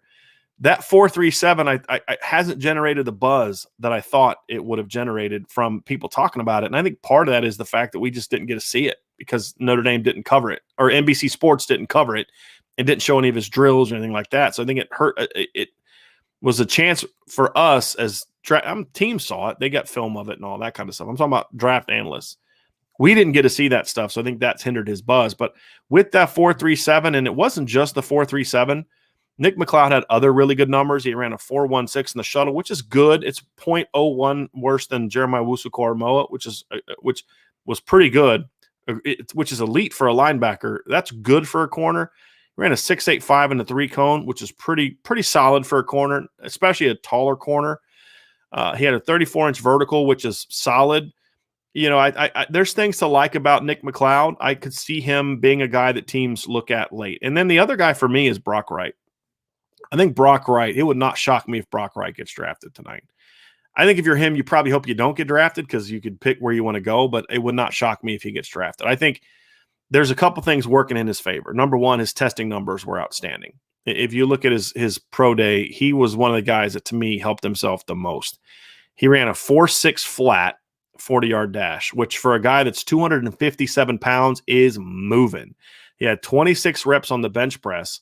And he did a 4.25 in the shuttle, which is pretty good for a 257-pound tight end. So I thought his movement was good. I thought he looked good in drills. I thought that he caught the ball well during that period of time. Sorry, that's not nice. That's not nice at all, but also very true. But when you back to Brock Wright, so I think those things helped him out. And then they're going to say, well, this guy was a highly ranked recruit because they do that bio stuff. They do look to see that he was ranked that high, and say, well, what happened? Well, here's what happened. As a freshman, he was backing up Durham Smythe, who was a 4th round draft pick. As a sophomore, he was backing up Alize Mack, who was a 7th round pick, but would have been higher had he not had some issues. Character issues that caused him to fall, but still a 7th round pick. And then ahead of him in the depth chart that year was also Cole Kmet. 2019, he's behind Cole Kmet, who was a 2nd round draft pick and the number 1 tight end drafted. Then in 2020, he was behind Tommy Tremble, who's about to be potentially a 2nd, 3rd, or 4th round pick, and behind Michael Mayer, who in 2 years is going to be a 1st round draft pick, barring injury. So they're going to look at that and say, you know, this guy's a good football player. He just happened to be at a position that was deeper than any in the country when it comes to the tight end position. You say, okay, well, let's ask this question. All right, if Brock Wright went to BC, would he have maybe played over 100 long? If Brock Wright would have played at Penn State, how would the battle have been between him and Pat Freiermuth? If he was at Duke, how would the battle between him and Noah Gray would have looked like? Could he compete with those guys? And I think the answer is, yeah, I think he can. Because you look at the athleticism checked out. He came with a high pedigree. Played big time football in Texas. He finally developed a good blocker. I didn't think he was a great blocker as a junior. I thought he's a little inconsistent, but as a senior, he got a lot better as a blocker. And whenever given the opportunity in the pass game, he caught balls. I mean, he can work the zones. He can work the middle of the field. He can work the short areas. He can be a chain mover. He can be a really good number 2, number 3 tight end in the NFL. So I could see Brock Wright getting picked. I'm not predicting it because I'm not I haven't studied it like a lot of these draft analysts who don't have them. But if we get to the end of day 3 and Brock Wright has his name called, I won't be shocked at all. But if he doesn't get his name called, I'll be shocked, even more shocked if he doesn't make an NFL roster as a rookie. I think he has that kind of talent. So that's kind of where Notre Dame's draft class is. I don't see guys like Sean Crawford getting picked because I just think the medicals aren't going to check out. I haven't heard any buzz about Javon McKinley getting picked, and he did not help himself at all at his pro day.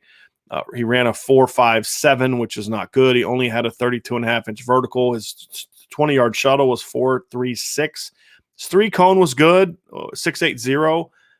But he dropped a couple balls that he just shouldn't have dropped. So I didn't think Javon helped himself. Ben Skoranek medically is not going to get drafted just because of the injury, combined with the fact that he's not a great athlete. He doesn't get separation. I've seen mock drafts up until recently that had him getting picked.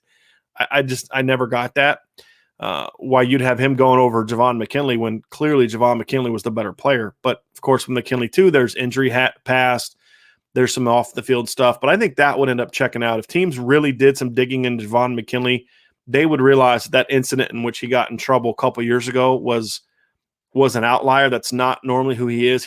To me, that was a bad day for him and a mistake, but a bad day. And I think most NFL teams say, guy had one bad day. He's a very good student, never gotten any other trouble, good kid, quiet and all that type of stuff. I think the background's going to check out for Javon McKinley. It's just he needed to test better, and I thought he was going to test better, but he didn't. He looked tight. He didn't look as explosive even as we saw in film. That was a disappointing performance, but maybe he slides into the end of the draft and has a shot to get picked. So that's going to be it for breaking down Searcher Green. I could see Brock Wright being like Fasano and hanging around the NFL for a decade. Yeah, I agree. I think he absolutely could for sure. Because again, another high character guy, and that's kind of guy. If you're going to be a backup in the NFL, you better be high character because they're not going to put up with that kind of stuff. So that's going to be it for the NFL draft coverage for Notre Dame for today's show. As far as breaking down players, there's a couple questions we'll get into that I'll try to answer here.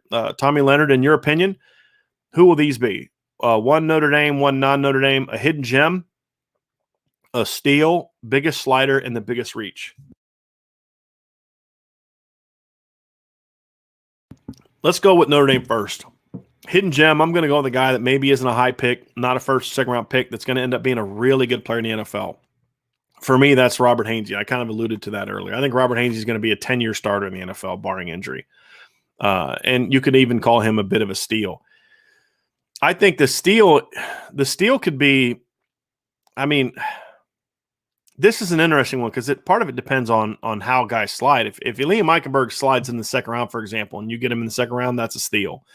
So it just depends on where he goes. I could see, looking at the draft, I think Aaron Banks can end up being a steal. If he slides into round 3 or 4, I think he could be a steal because he does have the talent to be a higher pick. He just doesn't have the consistency. So I could see that.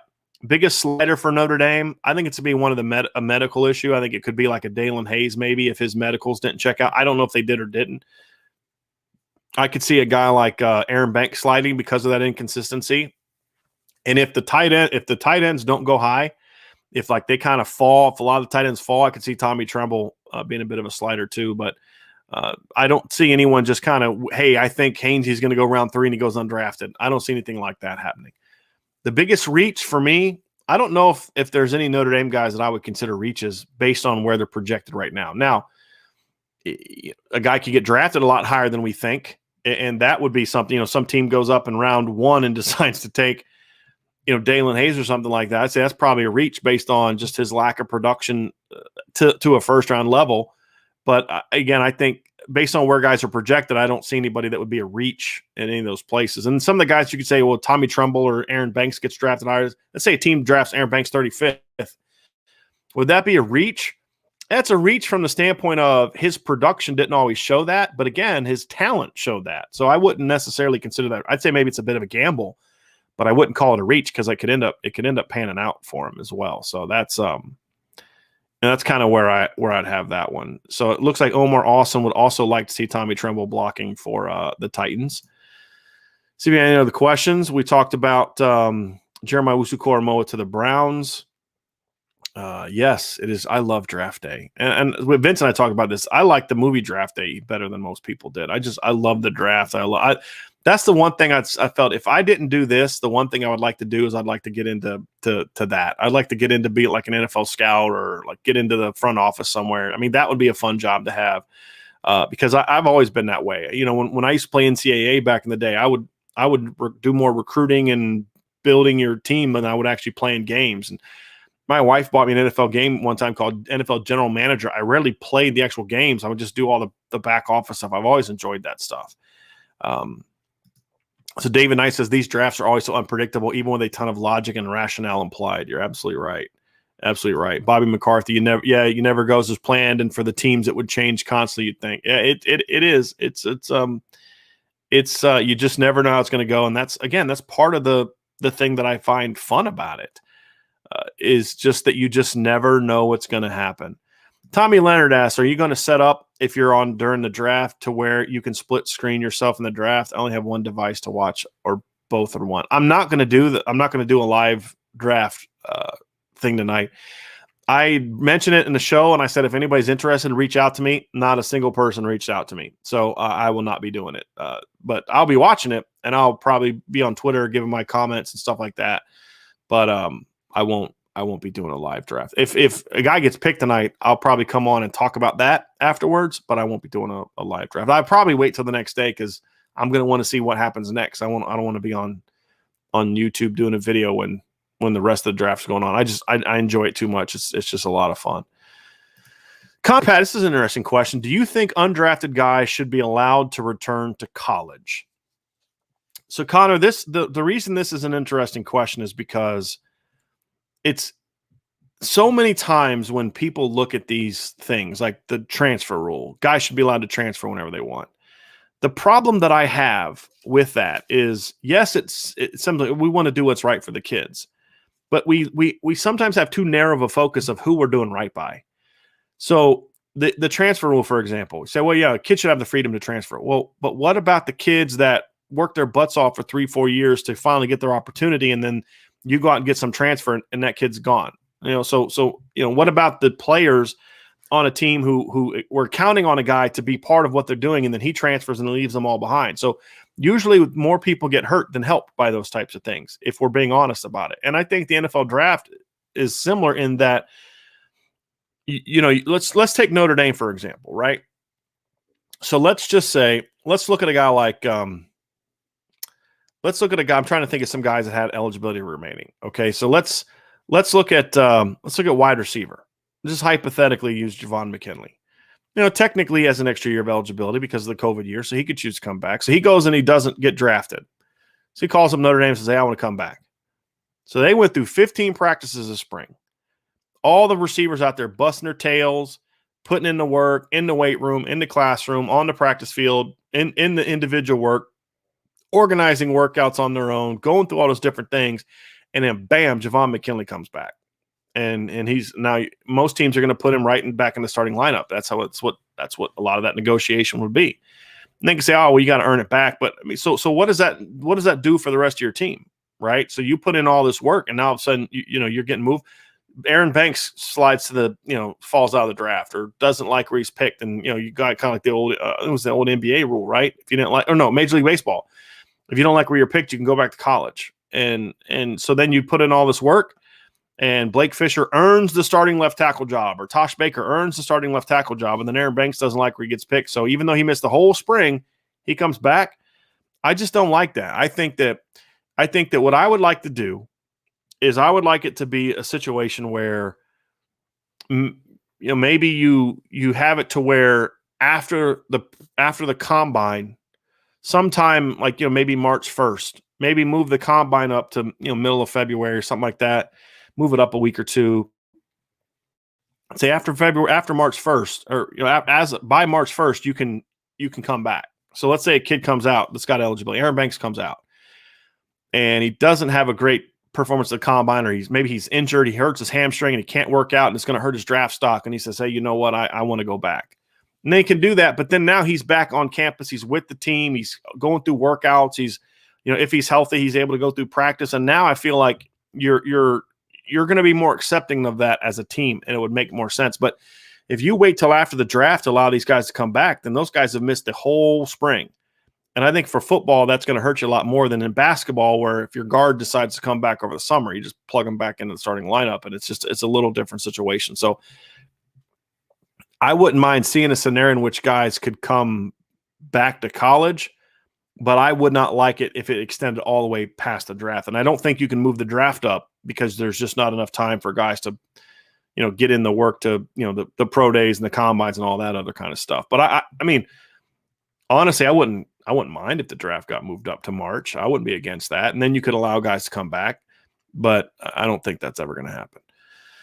Okay. And as far as they sign with agents, I think that is going to become mostly irrelevant at some point in time. I mean, the NBA, college basketball, actually, I believe in college basketball, you can actually still sign with an agent and still come back to college now. I think they've loosened the rules to that degree. So I don't think that is really, at least it wouldn't be a hindrance to me. If you're going to allow guys to come back after the draft, then yes, they're all going to have agents. So you would make the rules to where it's fine. Let them come back to college. I think that's one of those things where the NCAA has been unnecessarily just strict and stupid on that, and they've created these backroom dealings that hurt kids.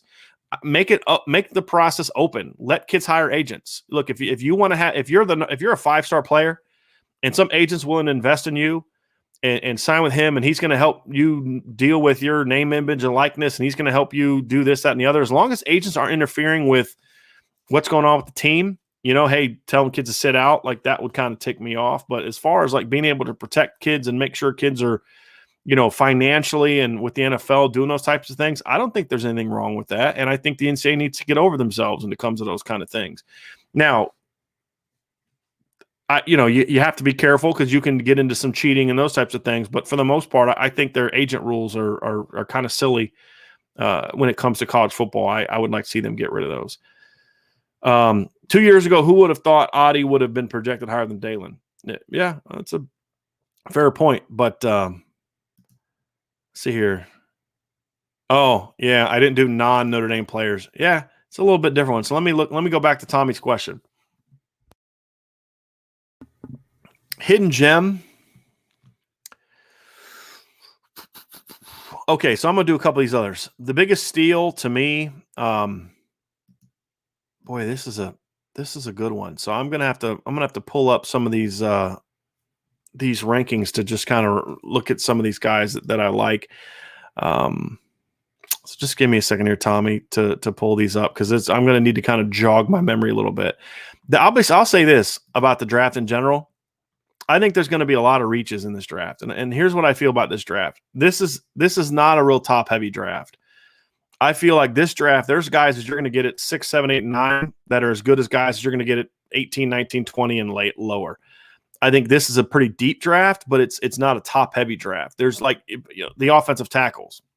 There's not, including Penei Sewell and Rashawn Slater, with all due respect. Those guys to me aren't in the same league as like Tristan Wirfs and Jedrick Wills and guys like that from last year. I've seen a lot of people talk about how this receiver class is better than last year's receivers class. No way.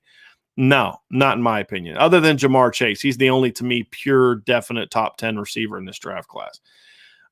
So I feel you're going to get really good value in rounds 2 and 3 for players that a lot of people maybe don't project as great players. But when I look at it, I just think that there's going to be a lot of those steals. There's going to be a lot of those guys that you look at and say, boy, this guy was a great pick. Now, I do think there's going to be a lot of reaches. I think all the quarterbacks are going to be reaches except for Trevor Lawrence. I think that Mac Jones, the fact that Mac Jones is going to go third, if I'm a 49er fan and Mac Jones gets picked third, I'd be pretty fired up about that. I would not be very happy about that at all.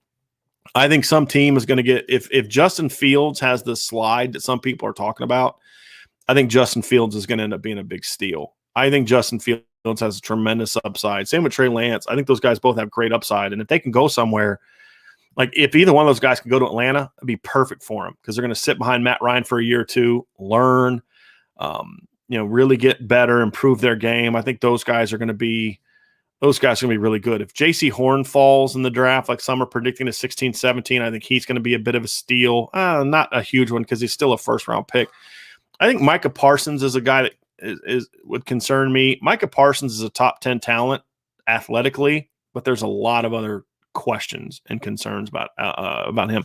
Taven Jenkins from Oklahoma State is not a guy that I'm super impressed with. I think he's going to be a guy that's going to be a big reach. I just don't view him as a first round pick, in my opinion. I just don't see that one. I think that a guy that I like in the second round that could end up being a steal is Javon Holland, safety from Oregon, could play some corner.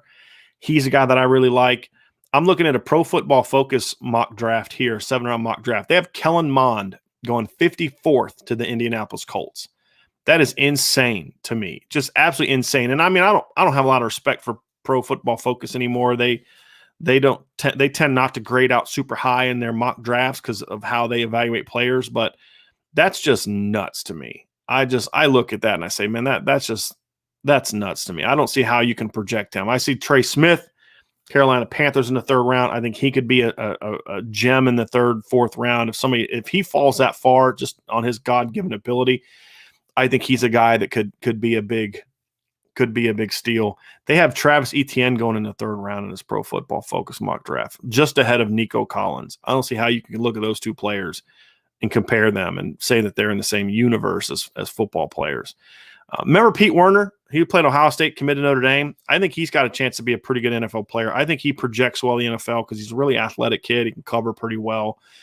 He's a guy that I could see having a bit of a jump. I'm trying to look and see if there's any other guys that are projected to go lower that could be steals in the NFL draft. Yeah, this is the one that had the Niners taking Kevin Stepherson in the 5th round. I thought that was hilarious. All right, let me see if there's any other picks here. Here's one. They have the Hufanga kid from USC going in the 5th round. He could be a steal for me because I view him a lot like I view Jeremiah Wuzukoromoa. I think he could be a very similar player to Jeremiah Wuzukoromoa in that how he plays, how he fits. He's not a linebacker. He's not a safety. He's just a hybrid guy that makes a lot of plays.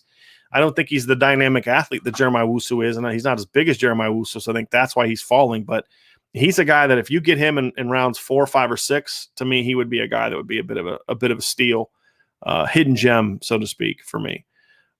John says, what's your take on Eichenberg in comparison to other first-round projected linemen? Would you take him over Slater and Darrisaw? That's an interesting one. So I personally like Liam Eichenberg better than Rashawn Slater. I like Rashawn Slater. I think he's being overhyped. I've never seen it. Now, having said that, and just that comes with not having watched him nearly as much as Liam Eichenberg. And I think that Rashawn Slater is being hyped up because of what he did against Chase Young. He had a great game against Chase Young, and I get that. But I don't see a guy that's the top 10 pick. When I look at Rashawn Slater and I look at Tristan Wirfs and I look at Jedrick Wills and I look at guys that were taken last year, I don't see the same caliber player. I don't even see that with Penei Sewell, especially when you consider he only played his freshman and sophomore year. And if you look at Penei Sewell and you look at his Pro Football Focus grades, I believe his 3 worst grades were against non-conference opponents. And I think that tells me something because the Pac-12 just doesn't produce a lot of great defensive players.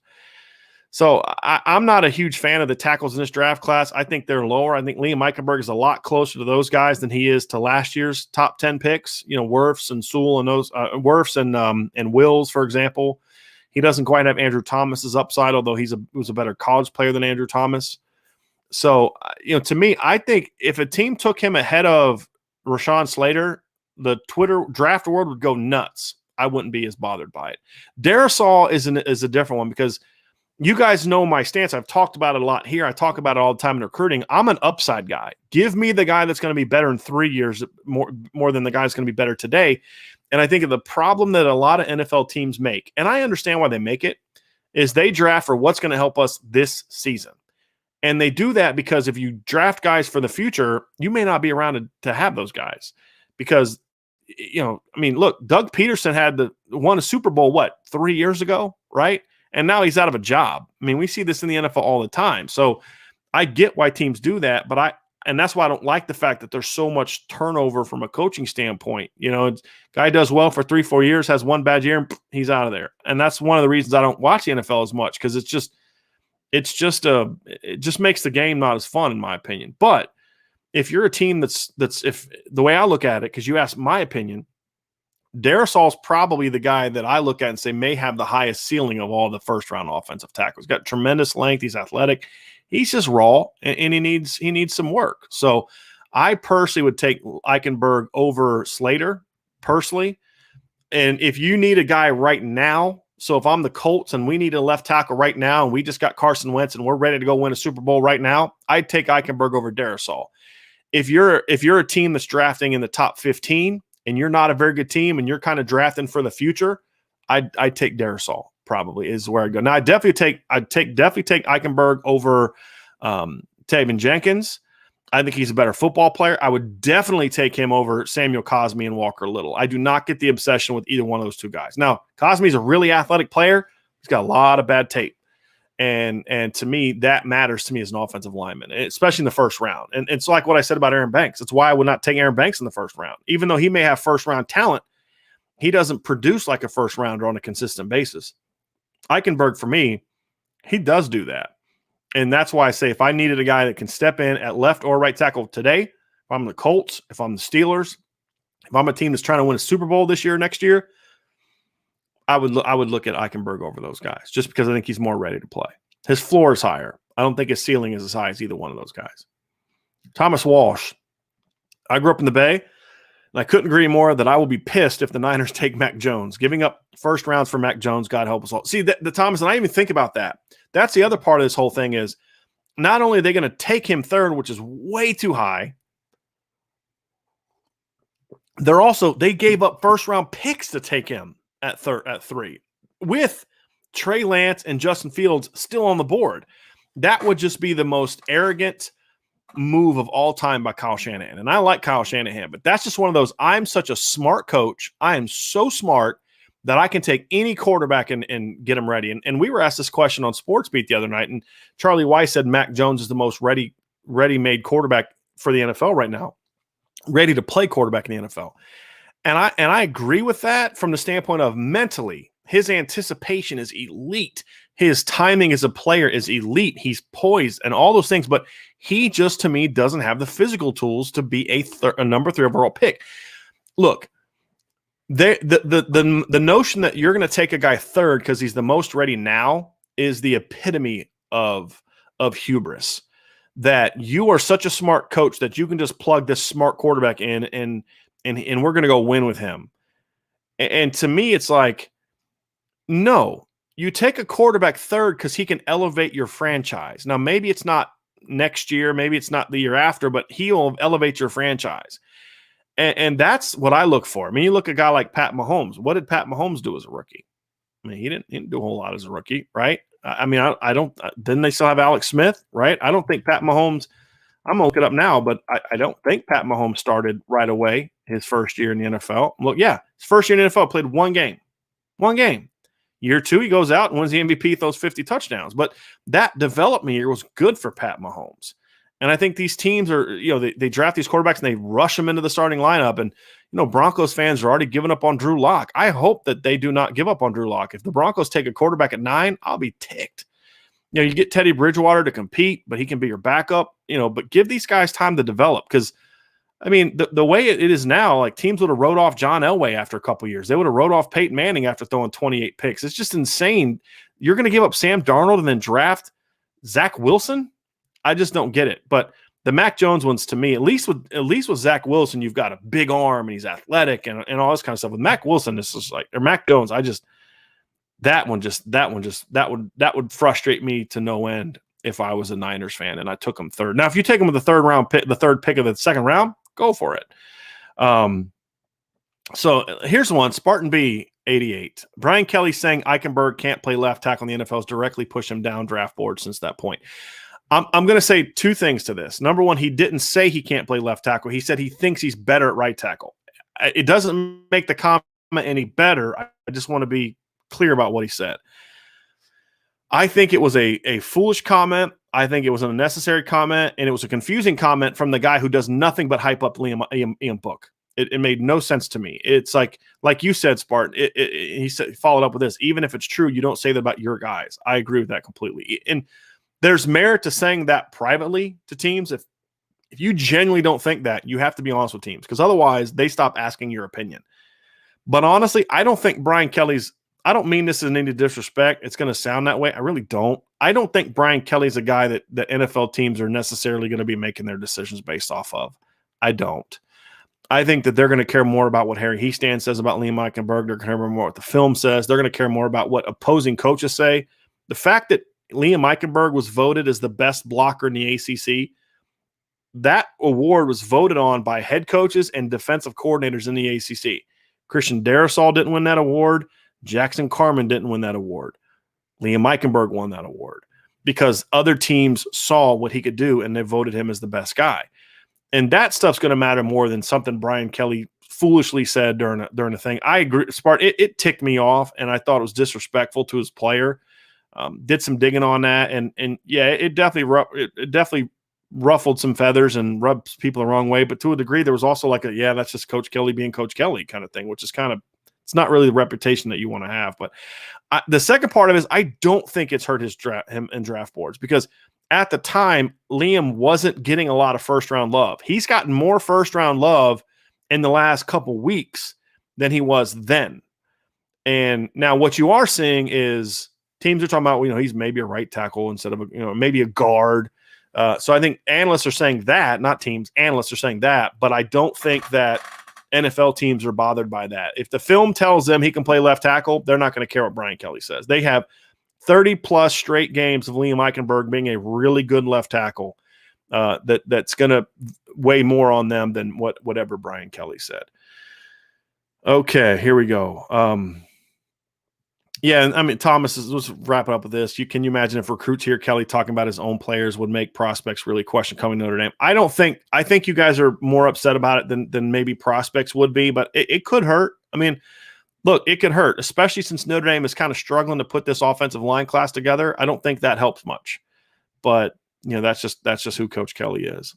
B. Straw, did you see the Niners offer Jimmy G the number 3 pick and other picks to the Packers for Aaron Rodgers? I know Aaron Rodgers just won MVP, but he's 37. Could be a good way for the Packers to rebuild quickly. Yeah, if I'm the Packers, I would do that. I'm not going to lie. I don't know if that happened. I did not see that, but I'm just going to take your word for it. If I'm the Packers, I would do that. I don't think Aaron Rodgers is going to win a Super Bowl with the Packers. I think that he's making too much money and there's too many holes to fill. I think they're going to be a good team, a playoff team. I think the problem with the Packers is you're never going to be able to get over that hump because A, you're paying a quarterback too much money, and then B, because he's so great as a player, you're never going to be a Super Bowl team or a Super Bowl winning team, but you're always going to be a playoff team because he's so great.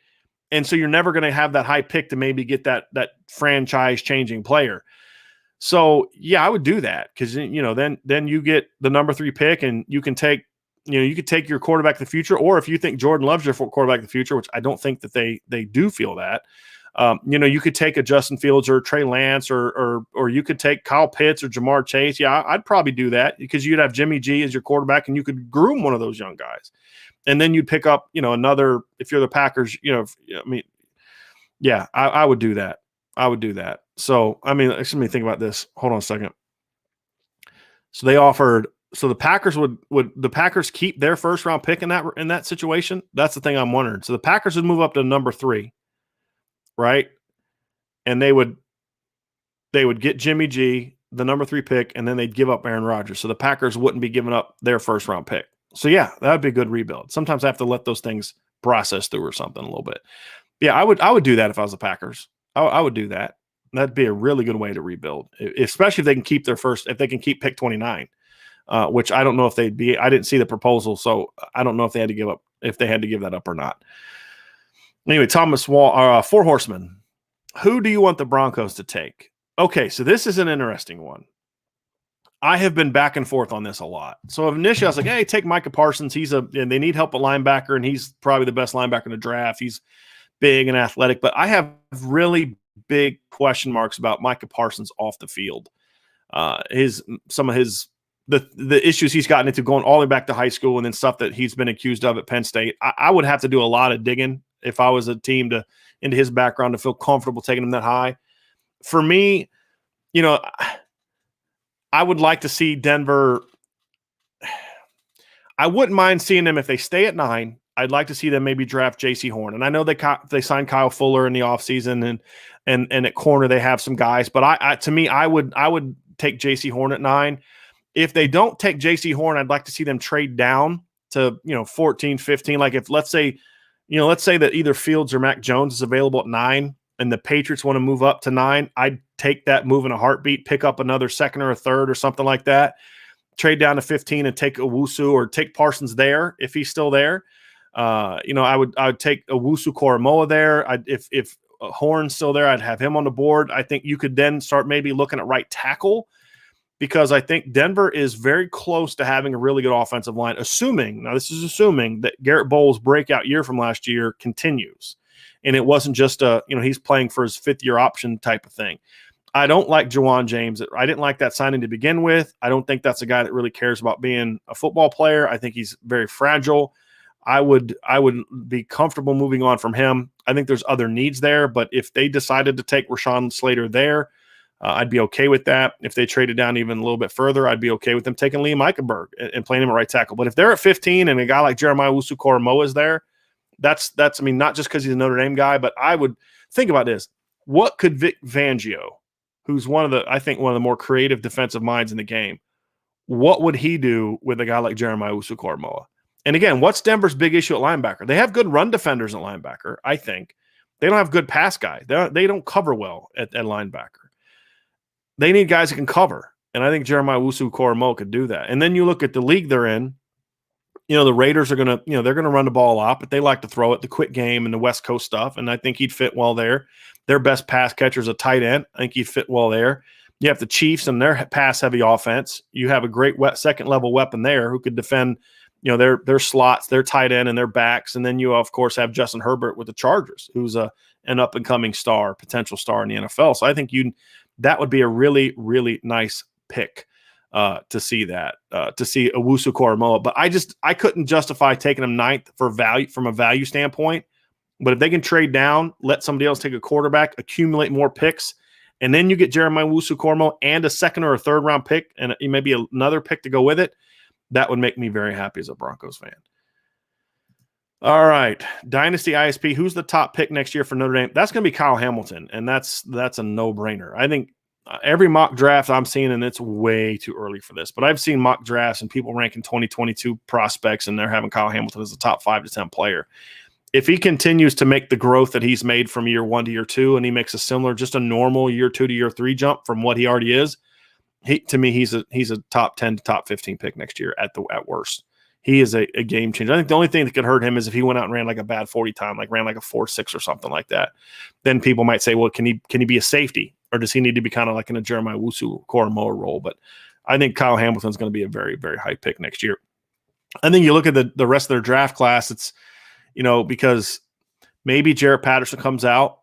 He might be a day 2 guy, in my opinion, second, third round kind of guy. None of their receivers right now are that. Michael Mayer can't come out. I think Kyron Williams could come out, but again, running backs aren't super valued in the NFL right now. And if Najee Harris and Travis Etienne are borderline first-round picks, then Kyron Williams won't be a first-round pick. Defensively, Jason Ademilola with a big year could be a guy that could get into the middle rounds, but he doesn't strike me as a guy that's going to threaten Kyle Hamilton to be the top pick. And Drew White's not going to be that guy. Myron Tagovailoa most is not going to be that guy. I did see one mock draft that had Myron Tagovailoa getting picked in the 7th round this weekend. It should be very interesting since he's not eligible for the draft.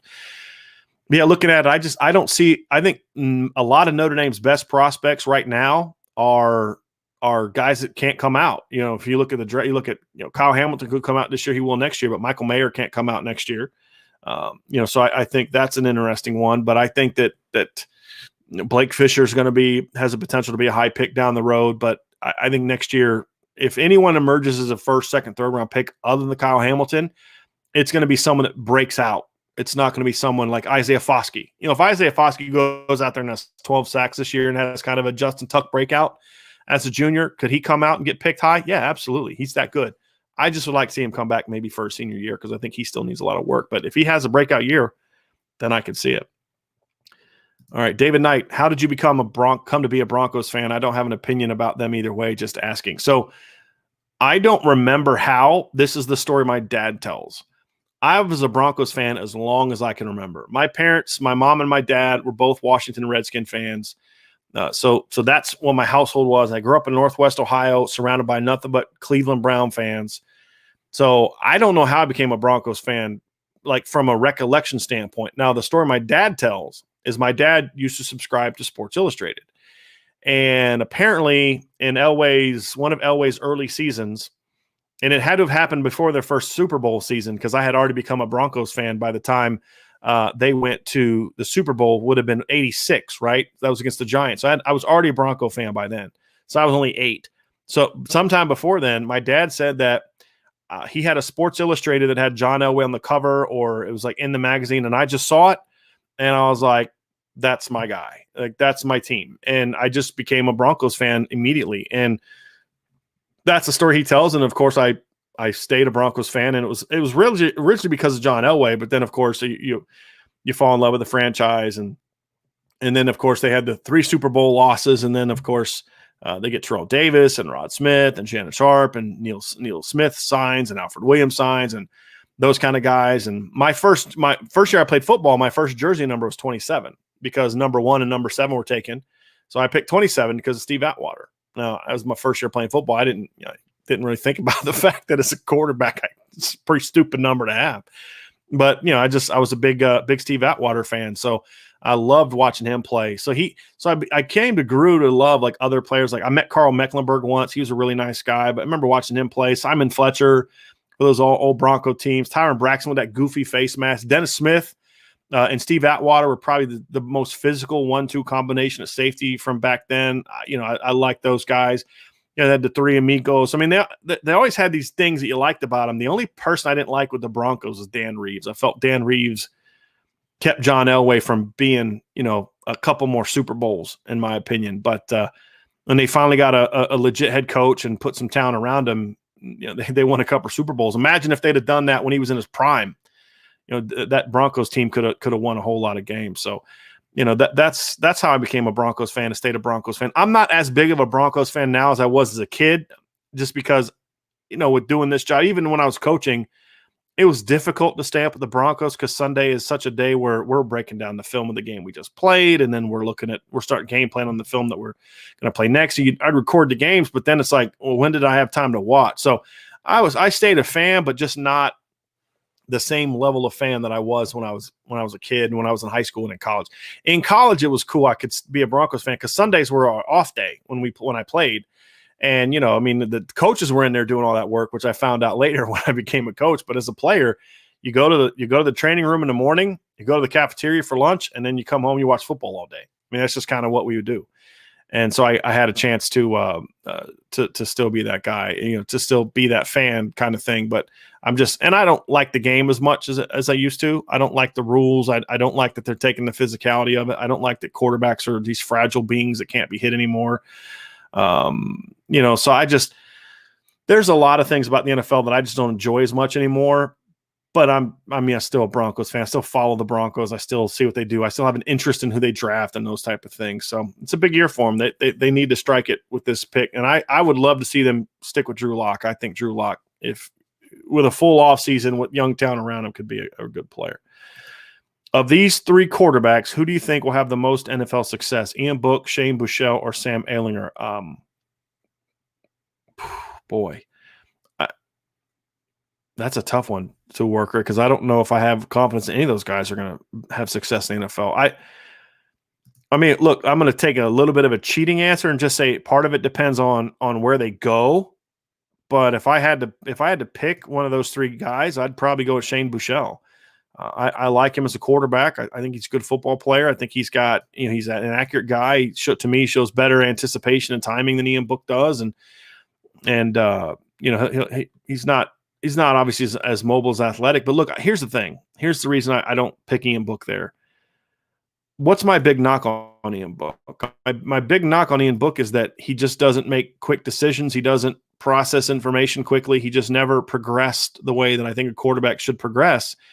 If you're going to be someone that is being, talked about as an NFL quarterback, everything happens so quickly. And if you struggle with some of that in college, I'd say, how are you going to handle it in the NFL when the windows are super tighter? And I just think he's going to have a harder time really playing to that level. And when I look at Shane Buechele, yes, he played at a lower level and he played in the American Athletic Conference, but I see a guy that threw a lot of deep balls, a guy that was accurate throwing the deep ball. I see a guy that doesn't necessarily have the big arm, but he's smart, he's accurate, those good timing. I think Shane Buechele is going to be a good backup quarterback, and if he gets thrust into some starting situations, could have some success. My only issue with Shane Buechele is I don't know how he's going to hold up. He's a smaller guy, but I'd probably take him. I love Sam Ehlinger as a college quarterback. He's a lot of fun to watch. He was just a gamer, gritty player, but not only does he not have a big arm, he's got a really slow release, and he's not a super accurate guy. And those things are really bad combinations for me in the NFL, where at least Ian Book has a real quick release and in my opinion, a stronger arm for him. Let's see here. David Knight, why can't the Colts seem to draft more Notre Dame players? That's definitely an out of bounds question, but do you have an opinion? I mean, are you looking at David because they're regional? Hey, they happen to be in the region, so why not pick guys from close by? I think that'd be kind of the only thing you can think of. For me, it's you take the best player available, and I think the Colts have actually missed on some opportunities to get Notre Dame players. I felt last year that them passing on Chase Claypool was a mistake. And look, I like Michael Pittman. I think Michael Pittman's a good player. I think Michael Pittman had if I remember correctly, I'm going to look up the stats here real quick, but I thought he had a good season, right? Last year as a rookie. Yeah, 40 catches for 503 yards and a touchdown. But what did Chase Claypool do? Obviously, Chase Claypool was a much better player. And his numbers, let's look at his rookie numbers. 62 catches for 873 yards, 9 touchdowns, plus he rushed for, let's see here, 2 more touchdowns. 11 touchdowns as a rookie. So I felt the Colts made a mistake by not drafting Chase Claypool, but I wouldn't have drafted him because he was close by. I just think that he was a better player. I think if they graded a Notre Dame player out as the best player in that spot, then they'll take him. But I don't think the regional stuff really matters a whole lot. You have to take the best player, because even then it's like you may be drafting a guy from a regional college, but the way it works anymore, you're not necessarily drafting a guy that's regional to that area, especially at a place like Notre Dame, from the standpoint of Chase Claypool, for example, is from Canada. If you drafted, Kevin Austin, he's from Florida. If you drafted Quentin Nelson, he's from New Jersey. He's not exactly a local player. So the way I look at it is I just don't see a lot of need to do that. So I just take the best guy at a position of need. I think you don't ever just draft the best player available. But you also shouldn't just take the biggest need. I think it needs to be a combination of those two things. If the best player available is a quarterback and you're the Chiefs, you're not taking a quarterback in the first round, which is one of the reasons why I dislike Dan Reeves, because he drafted Tommy Maddox instead of giving John Elway more talent at receiver and offensive lineman. So it's never the best player available purely. It's a combination of the best player available at a position of need. And I think that's how teams should more often draft. And If there's a local player, here's where the local player should come into play, David. Now that, as I think through it, if you're a team if it's at a position where it's a high profile position, so like quarterback, maybe left tackle, but defensive end, and it's a situation where maybe your franchise needs sort of a face, and you're like, hey, we're the Colts, and Notre Dame has this, let's say the Colts didn't trade for Carson Wentz, right? And let's say that, let's just say Tyler Buckner becomes a star quarterback, right? And in 3 years, Carson Wentz isn't working out, and you're Notre Dame, it's Notre Dame, it's Heisman Trophy winner, and Tyler Buckner's great, and you need a new face of your franchise. You say, okay, maybe do we take the local guy? Then I think you might consider it, but only because you view him as an elite player. It's more of an added bonus as opposed to a reason to draft a guy, if that makes sense. So I think that could be maybe like everything is equal, and maybe that's the thing that puts you over the edge, the guy that maybe is more of a face of the franchise type of guy. But that would be the only reason. You got to take the best player available at a position of need is the way that I see it. So thanks anytime. I enjoy it. I enjoy answering questions, as you guys and gals all know. So, all right. I think that's it. Nobody has any more questions. So that's going to do it for today's NFL draft talk. Obviously tonight, the NFL draft starts tonight around 7:00. I believe it's 7:00. Going to be very interesting. I'm hoping that 2 guys get their name called tonight, and tomorrow is really going to be when I'm going to be locked in and really cautiously optimistic to see some players go. So that should be a lot of fun. I'm hoping that Robert Haynes gets picked higher than people project. I'm hoping Tommy Tremble does. I'd like to see Dalen Hayes and Ogundeji get going. Connor, come on, man. They were the Redskins when my parents rooted for them, okay? Now they're just the Washington football team, but my parents weren't a fan of the Washington football team when I was a kid because the Washington football team did not exist. The Washington Redskins existed, and I picked up your sarcasm on that one. So appreciate it as always. I appreciate everybody joining us today, and I know that sometimes when we do more and more shows, it may make it harder for everybody to be part of it, but I really appreciate everybody being a part of the show today. I'll probably be on Twitter. I may do like a live draft blog at irishbreakdown.com where you can come in and chat, but I don't know if I'll do that. And I'll probably wait till Saturday for the Blue Gold game for that. But make sure you are with us on the chat on Saturday. We will have a live chat on Saturday where we will be talking about the game. I'll be giving updates, giving my thoughts and analysis in live fashion, but it'll be in written form. So make sure you check out that at irishbreakdown.com. Share your thoughts, share your feedback as you're watching the game, because everyone's going to be watching it from their couch, except for me. I'll be up in the press box watching it from a seat, but we'll all be seated. None of us will be in the bleachers, obviously. Appreciate that, Spartan B. Really, really appreciate that. And that was a good question earlier. So it definitely is something that has a lot of people. I've got a lot of people reach out to me fired up about that, a Brian Kelly quote. So tomorrow, Friday morning on irishbreakdown.com, I will have an article out that has how to watch the game, links to it, how to sign up for Peacock, how you can get Peacock for free, just as like for a time being, but also how you can get Peacock permanently for free if you are a member, if you already have an Xfinity or Cox member account, essentially. So we do have an Xfinity account, so we are able to actually watch it. So not worried about that, but I'll have that out tomorrow, and I'll have all the spring coverage, all the practice, all the practice film, that we've gotten from Notre Dame and all that type of stuff will also be in that article. So look out for that tomorrow morning at irishbreakdown.com. And until then, enjoy the draft, stay safe, be well, and we will talk to you again very soon. And as always, please check out irishbreakdown.com, subscribe to our YouTube channel, like this podcast and all the others, and hit the notification bell so that way you know when we have other podcasts showing. So everybody have a great, safe, awesome rest of your day, and we'll talk to you again very, very soon.